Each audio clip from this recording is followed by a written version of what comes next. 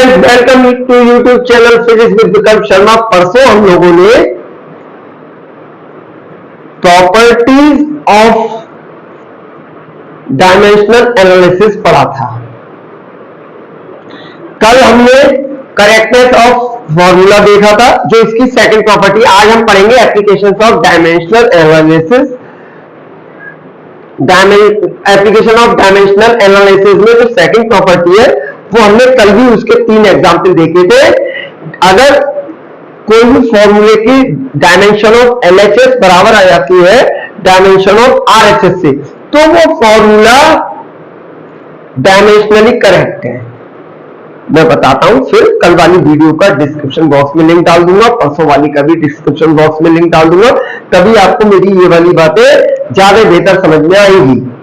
अगर आपको वो आता है तो ये वाली बात आपको बहुत आसानी से समझ में आएगी। अगर नहीं आती है तो प्लीज 15-15, 20-20 मिनट की वीडियो है, पहले वो परसों वाली वीडियो देखिएगा, कल वाली, फिर आज यहाँ आइएगा तो आपको समझ में ज्यादा अच्छे से आएगा।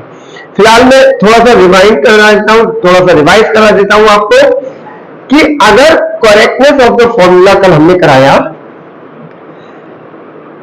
कि अगर डायमेंशन ऑफ एलएचएस बराबर डायमेंशन ऑफ एलएचएस नहीं आती है, किसी भी फॉर्मूले की एलएचएस की डायमेंशन आरएचएस के बराबर नहीं आती है, तो वो फॉर्मूला 100% इनकरेक्ट है। बात ही खत्म, उसको फुल स्टॉप लगा देना, सोचना ही नहीं है।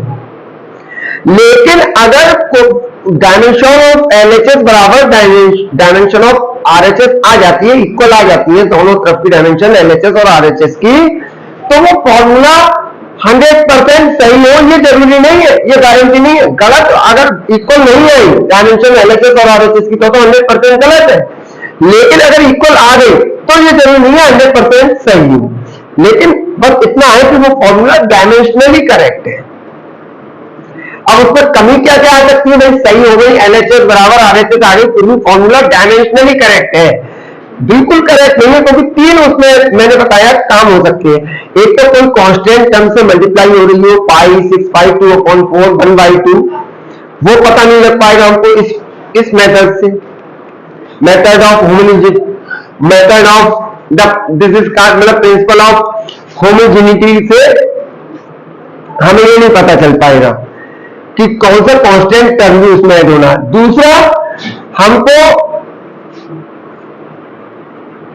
ये नहीं पता चल पाएगा कि वो क्वांटिटी एलएचएस वाली वेक्टर है या स्केलर, यानी जो आरएचएस में मल्टीप्लाई कर रहे हैं वो स्केलर होना चाहिए या वेक्टर होना चाहिए।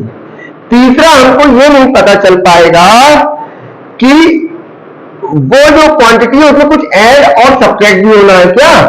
मतलब कोई फॉर्मूले में, अभी मैं कल जब कराऊंगा तब आपको ये वाली बात समझाऊंगा। 2 चीजें तो समझा चुका, वेक्टर वाली स्केलर वाली, वो हमें पता नहीं चल सकता इस मेथड को यूज करके। और दूसरा कि उसमें कुछ कांस्टेंट टर्म से मल्टीप्लाई होनी है, ये हमें नहीं पता चल पाएगा। बस हमें ये पता चल पाएगा कि वो डायमेंशनली करेक्ट है। इनकरेक्ट है तो वो इनकरेक्ट है। इसलिए तीसरा कि उसमें कुछ क्वांटिटी ऐड होनी है, ये हमको पता नहीं चल पाएगा। ठीक है, इज दैट क्लियर? ये हम कल बात करेंगे। फिलहाल आज हम देखते हैं एप्लीकेशंस ऑफ डायमेंशनल एनालिसिस।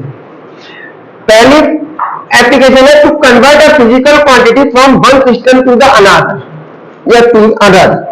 एक सिस्टम से दूसरे सिस्टम में हमें अगर क्वांटिटी बदलना है, किसी भी चीज की वैल्यू बदलनी है, तो हम उसको इस मेथड से यूज करेंगे। ये कहलाता है N1U1 = N2U2। होता क्या है? The magnitude of a physical quantity remain same what ever system is used for measurement. अब आप लोगों को ये बात नहीं समझ आएगी, मैं बताऊं। आप 1 किलो चीनी लाए, किलो कितना? 1 किलो चीनी लाए, 1 किलो है। अगर कोई बच्चा 100 ग्राम चीनी ले आए तो को 1000 ग्राम 1000 ग्राम चीनी ले आए, तब कोई बच्चा 1 किलो शुगर लाया, कोई बच्चा 1000 ग्राम शुगर लाया। अरे तो वो मेजरमेंट तो उतना ही है, चीनी तो उतनी है, और उसने किलो में कह दिया, उसने ग्राम में।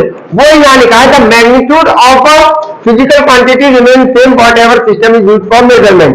उसकी क्वांटिटी नहीं बदल गई, चाहे हम 1 kg कह लो, वो NK सिस्टम में होता है, चाहे आप 1000 ग्राम कह लो, तो उसके लिए फॉर्मूला यूज होता है N1U1 = N2U2। N1 क्या है? पहले सिस्टम में क्वांटिटी वैल्यू कितनी थी, 1 किलो चीनी। U1 यूनिट किलो, तो जी 1 किलो हो गई। N2 U2 कितना हो जाएगा 1000 numerical value in second system हमारा U2 क्या है, ग्राम। 1 किलो बराबर 1000 ग्राम। तो इसमें ये N2 हमें निकालना हुआ करेगा। U1 U2 हमें पता होंगे, पहले सिस्टम में यूनिट और दूसरे सिस्टम में यूनिट हमको पता होगी। पहले सिस्टम में वैल्यू भी पता होगी, जैसे 1 किलोग्राम बराबर 1 kilogram is equal to how many grams, तो 1 किलोग्राम, तो 1 पता चल गया हमें, M1 की वैल्यू 1 है।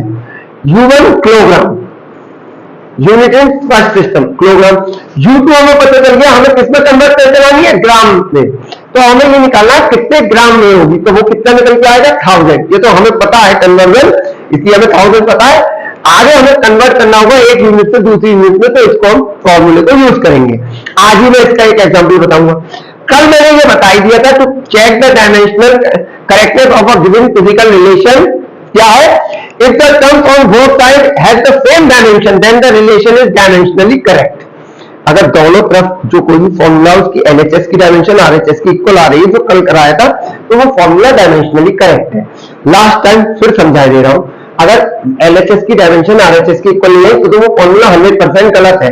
गलत है, बात ही खत्म। लेकिन इक्वल आ गई तो वो 100% सही नहीं है, तो उसमें 3 काम हो सकते हैं, या तो वो सही हो, बात ही खत्म। लेकिन सही नहीं हो तो सही कब होगा, डायमेंशनली करेक्ट कह सकते हैं। तो डायमेंशनली ये फॉर्मूला करेक्ट है LHS की RHS के बराबर। और अगर इक्वल नहीं है तो डायमेंशनली भी करेक्ट नहीं है, तो 100% गलत है। और अगर इक्वल आ गई तो हम कहेंगे ये फॉर्मूला डायमेंशनली करेक्ट है, लेकिन हम 100% श्योर नहीं है कि ये फॉर्मूला करेक्ट ही होगा।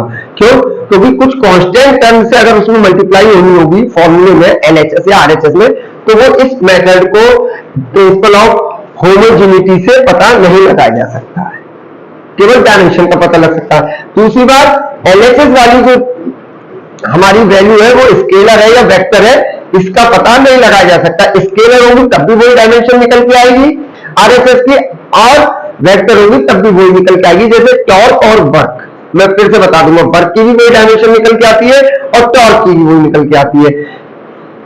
फॉर्मूला भी ऑलमोस्ट सेम है, बस फर्क क्या है, एक क्रॉस मल्टीप्लाई होता है, यानी टॉर्क वेक्टर क्वांटिटी है और वर्क स्केलर क्वांटिटी। तो ये भी पता नहीं लग पाएगा इससे कि LHS वाली चीज स्केलर है या वेक्टर। दो कमी हो गई, एक तो कांस्टेंट से मल्टीप्लाई वाली, दूसरी ये। तीसरा ये नहीं पता चल पाएगा कि कोई और टर्म भी क्या ऐड या सब्ट्रैक्ट होना है, तो इससे ये पता नहीं चल पाएगा। बस डायमेंशनली करेक्ट है या इनकरेक्ट है ये पता चल पाएगा। तीसरा, to derive the relation between different physical quantities, कई सारी क्वांटिटीज के बीच में हम रिलेशन स्टेब्लिश कर सकते हैं। जैसे हमें किसी ने बता दिया एग्जाम्पल कि सेंटीमीटर जो फोर्स होता है वो बॉडी के मास पे, बॉडी जिस सर्कुलर ऑर्बिट में घूम रही होती है उसकी रेडियस पे और उस बॉडी के या पार्टिकल की वेलोसिटी पे डिपेंड करता है। तो हमें पता चल गया फोर्स किस किस पे डिपेंड कर रहा है, इधर कर रहा हूं, फोर्स डिपेंड कर रहा है मास ऑफ पार्टिकल या बॉडी, वेलोसिटी ऑफ पार्टिकल या बॉडी या रेडियस ऑफ द बॉडी जिसमें वो घूम रहा है। फोर्स इन पे डिपेंड कर रहा है। तो हम इसका फॉर्मूला निकाल सकते हैं कि ये फॉर्मूला क्या होगा। लेकिन फिर मैं बता रहा हूं यह फॉर्मूले में कांस्टेंट टर्म अगर 6/2/4 7 कुछ आना वो पता नहीं लग पाएगा हमें, बस डायमेंशनली हम निकाल सकते हैं कि वो फॉर्मूला क्या हुआ। समझ में आया? जैसे फोर्स का फॉर्मूला मास पे, वेलोसिटी पे और रेडियस पे डिपेंड कर रहा है। सेंटीमीटर फोर्स किसी जो बॉडी सर्कुलर ऑर्बिट पे घूम रही है उसकी रेडियस पे, उस बॉडी के मास पे, वो किस वेलोसिटी से घूम रही है उस पे डिपेंड कर रहा है। तो इससे हम फॉर्मूला निकाल लाएंगे, कल ही निकालेंगे, mv² अपॉन r निकले आया, mv और r पे निकल आया कि फोर्स मास की 1 पावर के, वेलोसिटी की 2 पावर के डायरेक्टली प्रोपोर्शनल होता है और रेडियस के इनवर्सली प्रोपोर्शनल होता है 1 अपॉन, ये निकल आएगा ये फॉर्म। लेकिन यहाँ पे मान के चलिए 2 और आना होता, मल्टीप्लाई में 2m होता, मान के चलिए होता नहीं मान, तो ये 2 हमें नहीं पता हो पाता कि 2 होना है या नहीं, कांस्टेंट नहीं पता चल पाएगा। Is that clear? दूसरी चीज force is a vector quantity, हमें ये भी नहीं पता चल पाएगा कि ये जो मल्टीप्लाई करके लाएंगे इससे आंसर जो आरएचएस में आया है वो वेक्टर होगा या स्केलर। अब हमें पहले से पता है फोर्स वेक्टर होता तो हम कह देंगे वेक्टर क्वांटिटी है, अदरवाइज हमें पता नहीं चल पाएगा। Is that clear? चलिए, तो ये मैंने 3 प्रॉपर्टीज बताई एप्लीकेशन, और कल एक एप्लीकेशन शुरू में बताई थी, क्या? Only those quantities can be added and or subtracted whose dimension are same। केवल वही क्वांटिटीज जोड़ी या घटाई जा सकती है जिनकी डायमेंशन सेम हो। प्लीज प्लीज प्लीज परसों वाला जो मैंने प्रॉपर्टीज बताई है वो देख लीजिएगा, और कल मैंने उस पर एग्जाम्पल कराए थे वो देख लीजिएगा। इस वाले पे भी करा दिए, सेकंड वाले पे, कल करेक्टनेस वाले पे देख लीजिएगा, तो आपको बहुत आसानी से ये मेरी बातें समझ में आएंगी। It's a request. और अगर आपको पहले से ही आती है तो देखने की जरूरत नहीं है, तो आप यहीं से आपको बात मेरी समझ में ऑलरेडी आई रही होगी, सो नो नीड टू से। अब मैं चलता हूं एक एक करके एक एक चीज पे। ये वाला मैंने कल बता ही दिया था, इसे कल करेंगे। फिजिकल क्वांटिटीज वाले को कल करेंगे, ये वाला प्रिंसिपल ऑफ होमोजेनिटी मैंने कल कर दिया था, ठीक है। फिर भी इस पे एक आध सवाल करेंगे, लेकिन कल आज इस पे डिस्कस कर लेते हैं।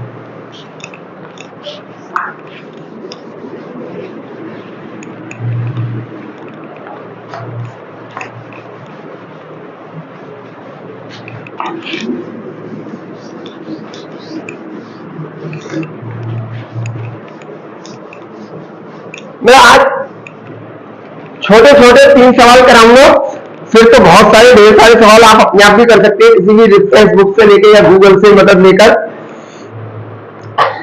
मैं भी जब प्रैक्टिस कराऊंगा तो एक आध अच्छा क्वेश्चन मुझे कोई माइंड में आएगा तो मैं करा दूंगा। फिलहाल 3 सवाल से ये वाला देखने की कोशिश करते हैं। Dimension of LHS is equal to dimension of RHS, correctness of any formula dimensionally, कल करा दिए 3 सवाल।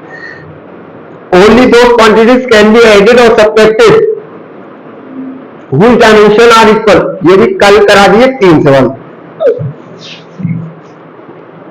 आज इस पे करवाता हूं, to convert a physical quantities from one system to from one system of units to other. देखिए इस पे कराता हूं मैं।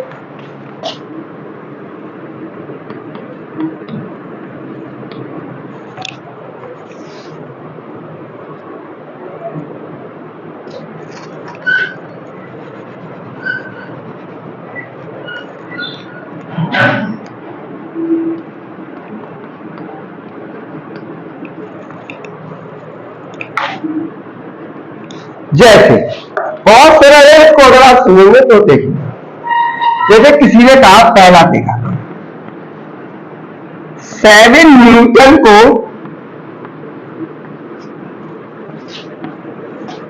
अर्ग में बदलना है,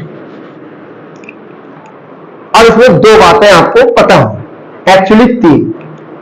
पहली चीज, न्यूटन किसकी यूनिट है? पता है हमें किसकी यूनिट है? फोर्स। पहली चीज तो ये पता हो कि ये किसकी यूनिट है, तो 100% ये भी अब फोर्स की यूनिट होगी। मैंने क्या कहा?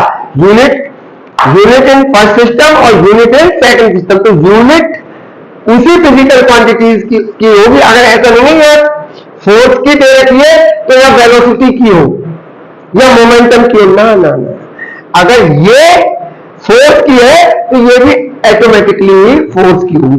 तो हमें पता हो ये 7 न्यूटन में रखा तो है, न्यूटन होती किसकी यूनिट है, तो हमें पता चल गया फोर्स की। पहली चीज तो ये भी ऑलरेडी किसकी हो गई?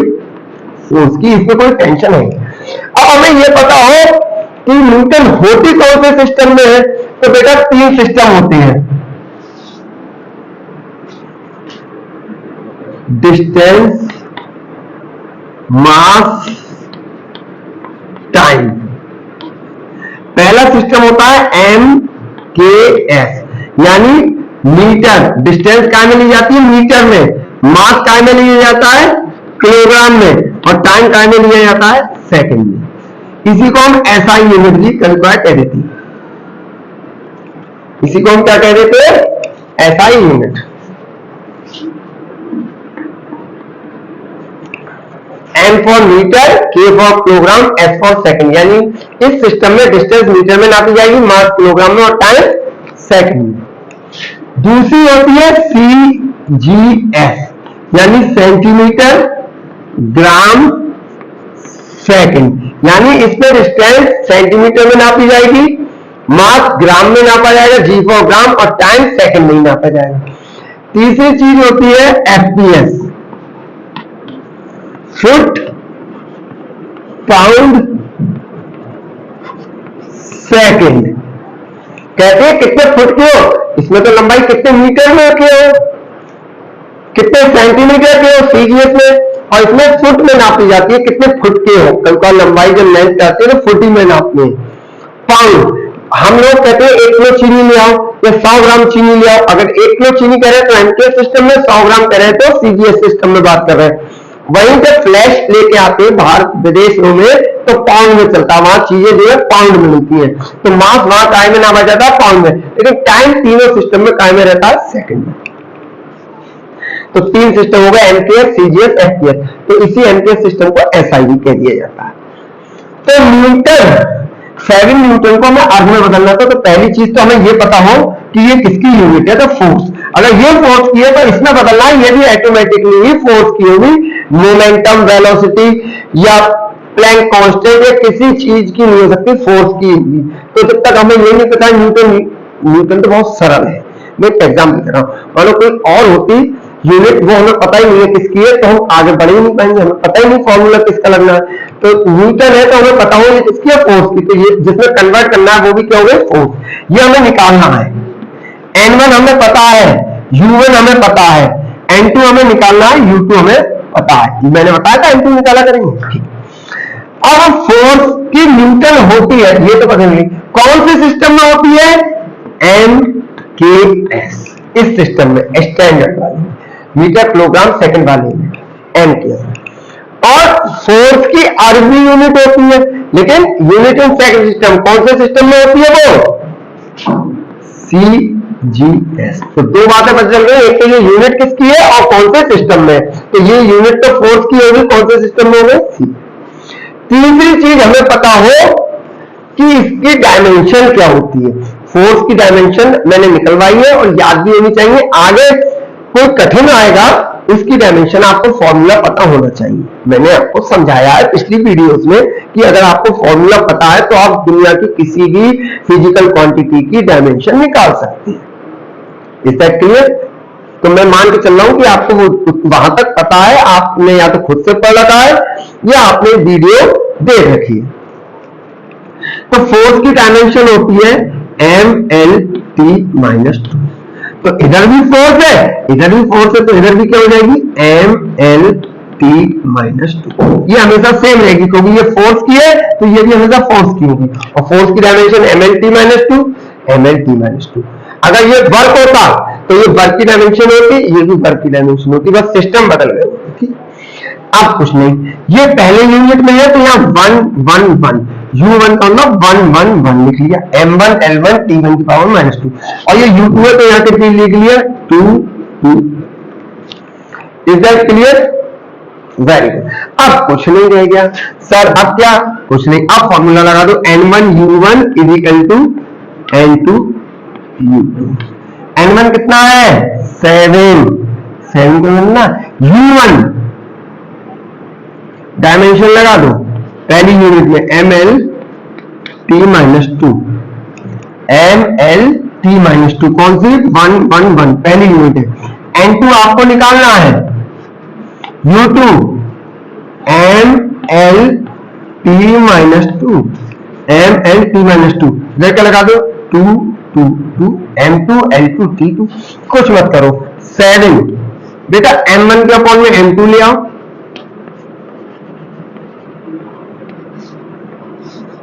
L1 का अपॉन में L2 ले आओ, हमेशा आएगा वो तो सेम होगी, बस यहाँ 1 1 1 होगा या 2 2 2 1 पहले सिस्टम में और 2 सेकंड सिस्टम में। और T1 के अपॉन में क्या ले आओ, T2, बस M पे पावर कितनी है, 1, तो यहाँ 1 लगा दो, इन पे सेम होगी, M पे भी 1 होगी तो M पे भी 1 होगी, क्योंकि ये और ये तो सेम ही है।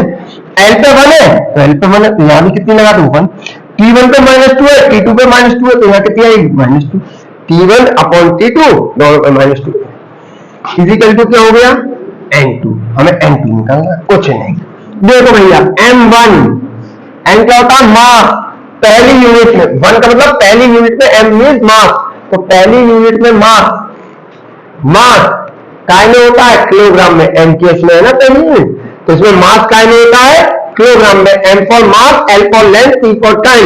तो पहली यूनिट 1 का मतलब पहली यूनिट हमारी m केस है, m केस में मास काय में है किलोग्राम में, तो यहां किलोग्राम लिख दिया। m2 मास इन सेकंड यूनिट, मास इन सेकंड यूनिट, मास सेकंड यूनिट काय में ग्राम, ये इसी में तो निकालना है ना, बदलना है, तो सेकंड यूनिट में काय में होता है ग्राम में, power 1। L1 length in first unit, length in first unit metre, पहली यूनिट में लेंथ काय में आ रही है metre. L2 length in second unit काय में आ रही है C फॉर सेंटीमीटर, पावर कितनी लगा दी 1। T1 time in first unit में, T1 time in first unit second, time second unit में रहता है इन स्टैंडर्ड यूनिट, और T2 time in second unit second unit में भी क्या है सेकंड ही है, -2 1 बनती इजिकल टू n2 बेटा, कुछ नहीं, सेकंड से सेकंड तो कट गया, यहाँ कितना बचा 1, किलोग्राम को ग्राम में बदल देंगे,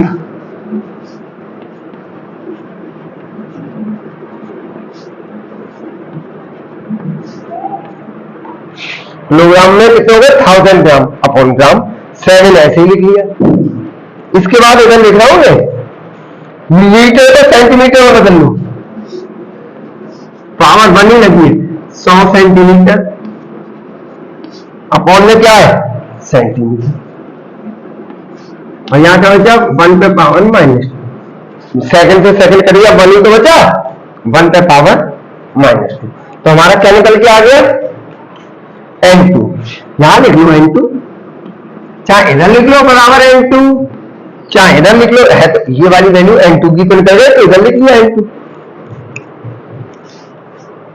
कुछ नहीं, ग्राम से ग्राम काट लो, सेंटीमीटर से सेंटीमीटर काट लो, तो n2 बराबर क्या आया 7 इंटू 1000, पावर तो 1 ही है, तो बस एक ही बार लिखा जाएगा, यहां भी पावर कितनी है 1, तो 100 भी कितनी बार लिखा जाएगा एक बार, और 1 पे पावर कुछ भी लगी हो कितना रहता है 1, तो कितना आ गया n2 इक्वल टू 7 इंटू 1 2 3 4 5। हम कितनी देर से देखो गलती कर रहे हैं, आगे नहीं होगा ये बेटा, डाइन, ये क्या होगा डाइन, आगे तो बताओ हम, आगे तो होती है यूनिट वर्क की सीजीएस सिस्टम में, जूल एमके सिस्टम में, और सीजीएस यहां कितना होगा डाइन, सॉरी यहां लिखने पे आया 1 2 3 4 5 तो याद आया डाइन होगा,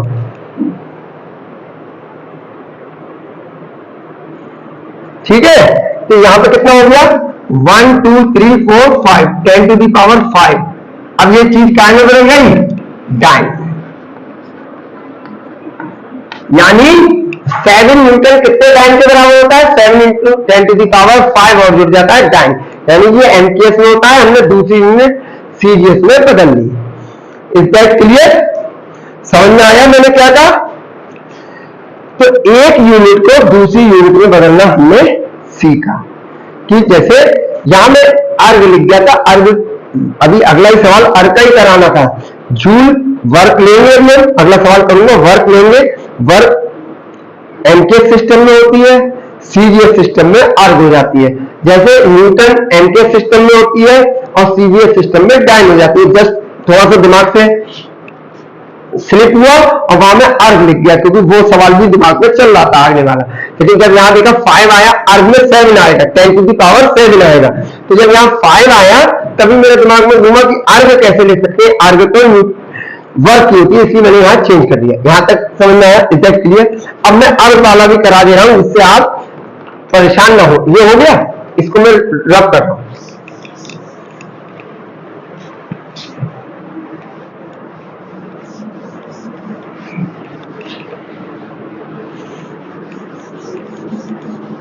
अब मैं उल्टा कर रहा हूं, इस बार एनकेएस में दे रखा था न्यूटन और डाइन में निकाला मैंने सीजीएस में। अब की वर्क के केस में उल्टा कर ले रहा हूं, मैं लिख दे रहा हूं 8 into 10 to the power 7 arc is equal to how much joule. अब तो ठीक लिख दिया, पिछली बार आर्ग लिख देते, अब की जूल, आर्ग हमें जूल में बदलना। तो पहली चीज हमें पता होनी चाहिए ये यूनिट किसकी है, तो वर्क की, तो हमने यहां लिख लिया वर्क, तो ये भी किसकी होगी, वर्क की। Very good sir, okay.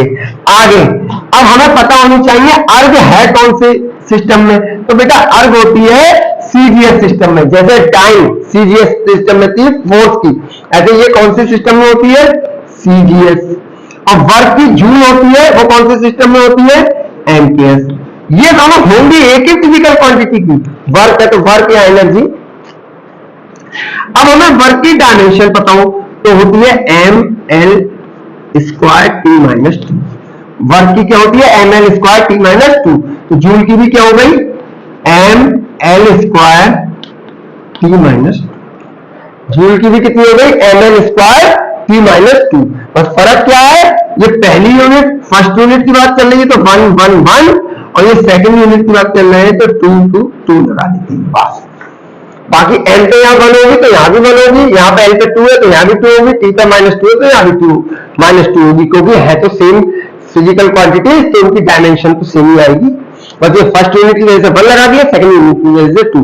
तो समझ में आया कि हमें पहले तो ये पता होना चाहिए दोनों यूनिट किसकी है। जैसे इस केस में ये वर्क की है, अगर एक ये वर्क की है तो ये अपने आप ही वर्क की होगी, इसमें कोई टेंशन ही नहीं। अगर आपको ये वर्क समझ में आ गया कि जूल वर्क की है तो ये अपने आप समझ में आ जाएगा कि ये वर्क की। बस फर्क क्या है, ये एमके सिस्टम में होगी, ये सीजीएस में, ये आपको पता होना चाहिए। इसकी डायमेंशन वर्क की हमें पता हो M L square T minus two, तो इस वाले सिस्टम में भी M L square T minus two. बस फर्स्ट सिस्टम के लिए 1 1 1 लगा लेंगे, सेकंड सिस्टम के लिए 2 2 2 लगा लेंगे। आगे देखते हैं, फॉर्मूला लगाते हैं n1u1 is equal to n2u2। n1 कितना हमें दी कितना है, 8 into 10 to the power 7। u1 dimension लगाओ बच्चों, पहले सिस्टम में M L T minus two, M L T minus two, बस पहले सिस्टम को 1 1 1। n2 हमें निकालना है, u2 डायमेंशन लगाओ, M L T minus two, एल पे स्क्वायर है, एल पे स्क्वायर है, टी पे -2 है, एम पे 1 ही पावर है, एम पे कितनी पावर है 1, यहां भी एम पे 1 ही है, एल पे कितनी है 2 और टी पे कितनी है -2, और यहां नीचे क्या लगा लिया 2 2। अब हमें n2 बराबर क्या हो जाएगा बच्चों, 8 into 10 to the power 7, 8 into 10 to the power 7। m1 के अपॉन में क्या आ गया m2, m1 के अपॉन में क्या आ गया m2, पावर कितनी है 1। L1 के अपॉन में क्या आ गया L2, पावर कितनी है 2। T1 के अपॉन में क्या आ गया T2, पावर कितनी है -2। हमेशा सेम पावर होगी, मतलब डायमेंशन तो सेम ही होंगी, एलएचएस आरएचएस, मतलब पहली यूनिट और दूसरी यूनिट जब फिजिकल क्वांटिटी सेम है, बस यूनिट बदल गई होगी, एक एमकेएस होगी एक सीजीएस होगी, या कुछ भी होगी। अभी एक सवाल कराएंगे, जरूरी नहीं है कोई डिफाइंड या वेल डिफाइंड या स्टैंडर्ड यूनिट हो, इन तीनों में से ना हो, कुछ अलग अपने एक यूनिट बना लियो, अभी बताऊंगा। तो n2 कितना आ गया 8 इंटू 10 टू दी पावर -7। अब बेटा यहीं से काम शुरू था, m1 मास इन फर्स्ट यूनिट, तो फर्स्ट यूनिट हमारी यही है, मास इन फर्स्ट यूनिट काय में होगा ग्राम में, फर्स्ट यूनिट में मास m मास होता है, मास इन फर्स्ट यूनिट कितना है ग्राम, पिछले वाले सवाल में किलोग्राम था तो ग्राम। m2 मास इन सेकंड यूनिट किलोग्राम, इस बार किलोग्राम वाला निकालना है, न्यूटन का दे रखा था एमकेएस वाला, और डायमीटर मैंने निकाला था पिछले में सीजीएस में, इसमें उल्टा है, सीजीएस में दे रखा है एमकेएस में निकालना, तो मास इन सेकंड यूनिट क्या हो गई kilogram, power 1। Length in first unit centimetre, first unit length क्या है centimetre, length in second unit क्या आएगी metre, length t1, time in first unit, time in first unit second, t2, time in second unit second. अगर इन तीनों standard जो हमारी वो है तीन रिकॉग्नाइज्ड और उसको कह सकते हैं कि हमारे द्वारा वेरीफाइड, ठीक है, वेरीफाइड का मतलब है कि हमने उसको स्टैंडर्ड वैल्यूज दे रखी है इन तीनों को, एनकेएस, सीजीएस और एफपीएस को, तो इसमें टाइम हमेशा तीनों में टाइम रहेगा सेकंड में। और कोई यूनिट हमने अपने हिसाब से बना ली तो उसमें जरूरी नहीं है टाइम सेकंड में भी हो सकता है, आवर में भी हो सकता है, मिनट में भी हो सकता है, माइक्रो सेकंड में भी हो सकता है, मिली सेकंड में भी हो सकता है। तो इसमें तो फिलहाल ये जो सीजीएस और एनकेएस हमारे द्वारा ही है तो दोनों में टाइम टाइम रहेगा सेकंड, इस पे पावर -2, सेकंड से सेकंड करिए कितना बचा 1। चलो वही दिया n2 is equal to 8 into 10 to the power 7, 8 into 10 to the power 7। Gram, gram तो ग्राम ही रहा, किलोग्राम में किलोग्राम को बदल लो 1000 ग्राम, किलोग्राम में 1 किलोग्राम में कितने होते हैं 1000 ग्राम। सेंटीमीटर को अच्छा पावर कितनी है 1, सेंटीमीटर को सेंटीमीटर ही रहने दो, मीटर को बदल लो 100 सेंटीमीटर। 1 मीटर में कितने होते हैं 100 सेंटीमीटर, पावर कितनी है 2, और यहाँ कितनी है 1 बचा, सेकंड से सेकंड करके कितना बचा 1 पे पावर माइनस। चलो ग्राम से ग्राम कर लिया, सेंटीमीटर से सेंटीमीटर, तो कितना आया n2 हमारा 8 इंटू 10 टू द पावर 7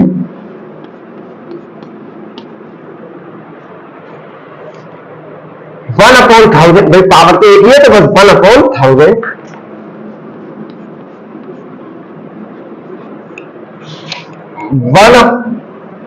1/1000 ग्राम से ग्राम करके सेंटीमीटर से सेंटीमीटर 1/100, लेकिन 1/100 कितनी बार लिखेंगे 2 टाइम्स, क्योंकि स्क्वायर है, यहाँ तो 1 बार था, 1/100 लिखा हमने 1/100 इंटू 1/100, ये पिछले सवाल का लिखा हुआ है, इसको रब कर लो।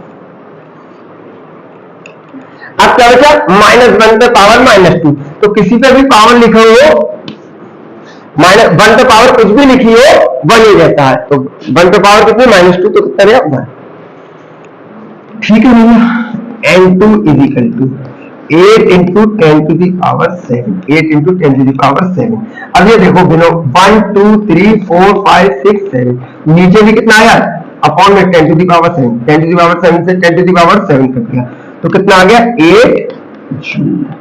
इसीलिए 7 पिछले सवाल में मैं डाइन की जगह अर्ग लिख दिया था, लेकिन मेरा हाथ अपने आप रुक गया क्योंकि 10 टू दी पावर 5 आया। अब मैं जानता था अगर अर्ग होता तो 7 आना था, जैसे इसमें आया 10 टू दी पावर 7 आया, क्योंकि 1 joule is equal to 10 to the power 7 erg होता है, और 1 newton is equal to 10 to the power 7 dyne होता है। और दूसरी बात, अगर यह न्यूटन लिखाता तो यहाँ अर्ग हो नहीं सकता, अर्ग तो न्यूटन हो गई वर्क, न्यूटन हो गई फोर्थ की यूनिट, और अर्ग हो जाती वर्क की, और मैंने क्या कहा था यूनिट सेम हो, जैसे यहाँ ये वर्क की है ये भी वर्क की, इसलिए मैंने डाइन करा।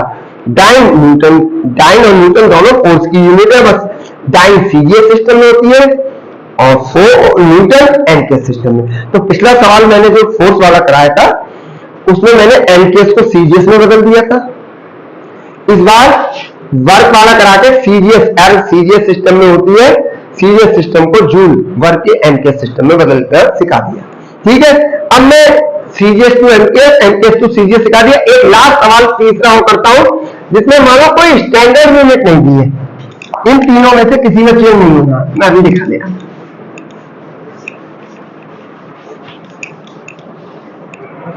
बहुत सरल है, इसके बाद कल करेंगे, वीडियो भी लंबा हो जाएगा और आपको समझने में भी दिक्कत होगी। एक छोटा सा ले ले जाए, बाकी सवाल कल करेंगे। सपोज करो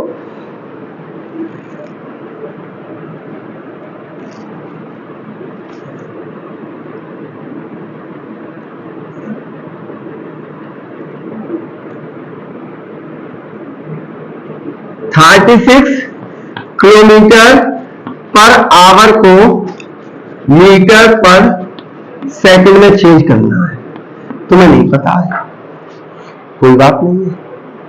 ये तो देख रहे हो, किलोमीटर क्या है, लेंथ, और आवर क्या है, टाइम। वैसे ही किलोमीटर पर आवर या मीटर पर सेकंड स्पीड या वेलोसिटी की यूनिट है, लेकिन हम मान के चल रहे हैं आपको नहीं पता है, आप नहीं जानते, इतना मान के चल रहे।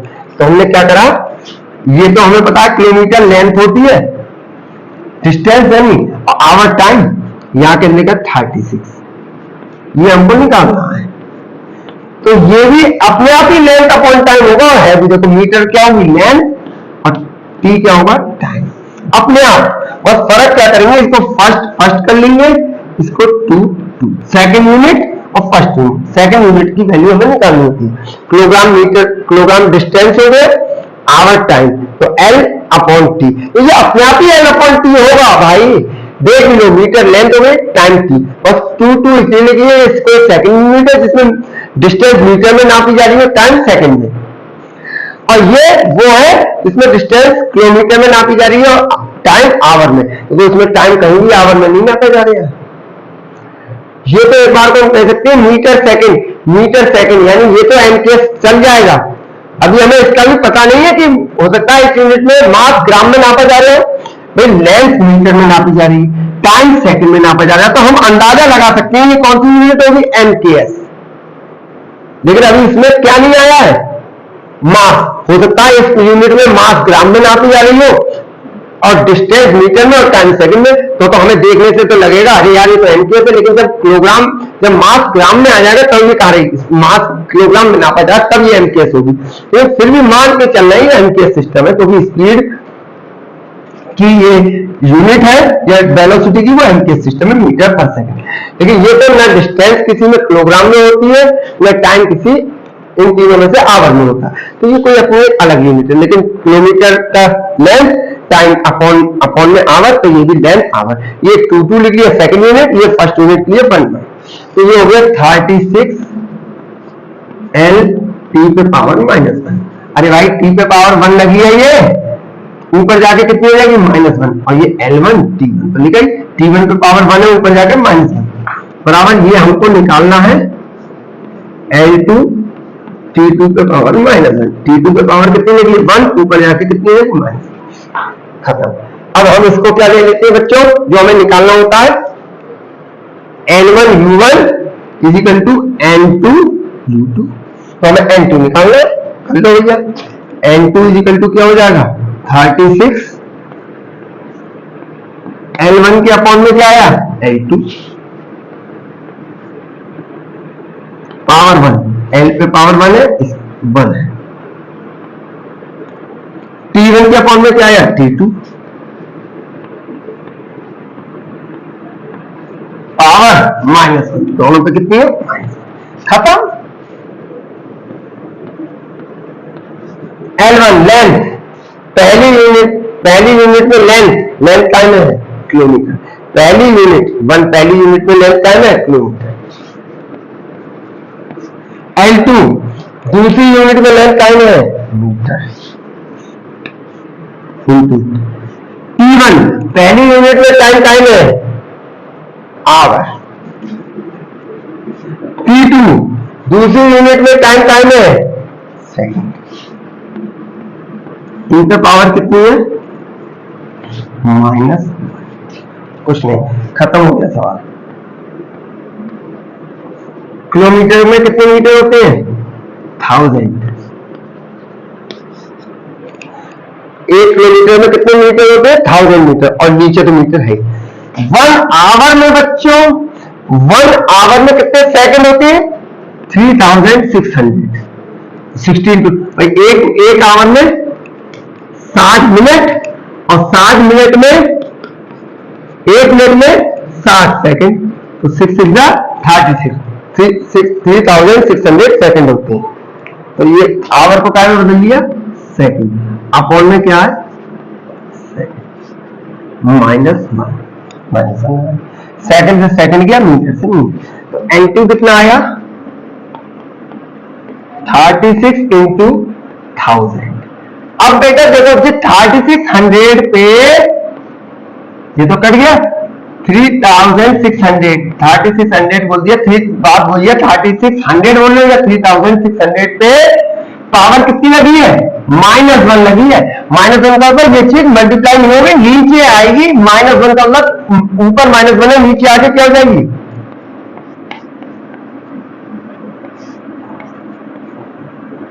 +1। अरे ये 1 होती, ऊपर जाके क्या हो जाती? -1 ऐसी, -1 है, नीचे आके +1। तो 36 से 36 गया, 2 0 से 2 0। तो N2 कितना आ गया? N2 कितना आ गया? 10 मीटर पर सेकेंड। यानी जो चीज 36 किलोमीटर पर आवर है एक यूनिट में, उसे अगर हम ऐसी यूनिट में बदले जहां डिस्टेंस मीटर में ली जाए और टाइम सेकंड में लिया जाए, तो इसकी वैल्यू कितनी आ जाएगी? 10 मीटर पर सेकेंड। Is that clear? तो मैंने ये 3 तरीके के सवाल कराए। कल मैं वो कराऊंगा कि डिपेंडेंस, हम डिफरेंट फिजिकल क्वांटिटीज के बीच कैसे रिलेशन एस्टेब्लिश कर सकते हैं डायमेंशनल एनालिसिस की प्रॉपर्टीज के थ्रू, होमोजेनिटी की जो प्रिंसिपल ऑफ होमोजेनिटी है उसके थ्रू।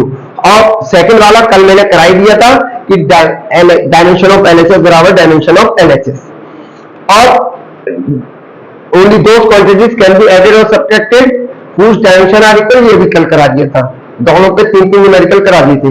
और आज पहली वाली प्रॉपर्टी पे भी 3 न्यूमेरिकल करा दिए, सेकंड वाली पे कल कराई दिए, बता दिया मैंने कि dimension of LHS is equal to dimension of RHS और only those quantities can be added और subtracted whose dimension are equal। इन दोनों पे 3 करा दिए, वो मैं वीडियो में डिस्क्रिप्शन बॉक्स में लिंक डाल दूंगा। और तीसरी वाली जो है फिजिकल डिफरेंट फिजिकल क्वांटिटीज की रिलेशन एस्टेब्लिश करने वाला, ये हम कल पढ़ेंगे। ठीक है, मुझे उम्मीद है कि मैं जो अपनी बात है वो आसान तरीके से सरल भाषा में आप लोगों तक पहुंचा पाया। लेकिन रिक्वेस्ट वही है, अगर आपको पिछली वीडियोस नहीं देखी है, मैं दोनों वीडियोस का लिंक डिस्क्रिप्शन बॉक्स में डाल दूंगा। उन दोनों वीडियोस को पहले देखिएगा, उसके बाद ये समझिएगा, वरना आपको समझ में नहीं आया हो। और अगर आपको वो दोनों बातें पहले से ही आती है तो मुझे पूरी उम्मीद है कि आपको ये बात समझ में आ गई होगी। कल मिलते हैं तीसरी प्रॉपर्टी के साथ, तब तक बाय।